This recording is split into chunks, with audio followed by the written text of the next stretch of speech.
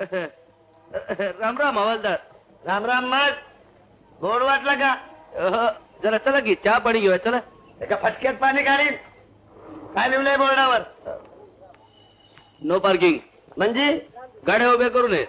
मग गाडी आहे का घोडा आहे रे? काय नाही हवालदार, जरा विडीचं बंडल घ्यायचं होतं म्हणून थांबलो. मला बंडल मारू नको. चाल उचल डबडा. जरा विडीचं पेटवून द्या. बिडी सकाळ गाडी पेटवीन. बिडी पेटवू द्या. आलेल्या चौकीमध्ये साहेब आमच्या 42 पिढ्या खाली काढतोय आणि तुम्ही आमचा तेरावा घालता काय रस्त्यात? चाल उतार. चाल चाल चाल. हे नरसाळ्या. चाल जाऊ दे. चाल. आलं का फटक्यात टायर फोडीन सगळं. पुन्हा तू सगळं लायसन्स लागून टाकीन तुला.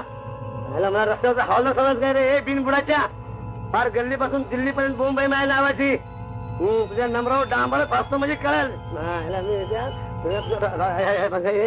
हे पडल पडत पडत पडत. अरे अरे अरे पळतो कुठं? हे पत्ता देऊन जा. उद्या पोलीस स्टेशनला ये, नाही तर वाट बघतो मी तुझी. स्मगलिंगची घड्याळ 1000-1200 तरी असतील. नाही जास्तच असतील. कमीत कमी 2-2.5 लाखाचा माल आहे.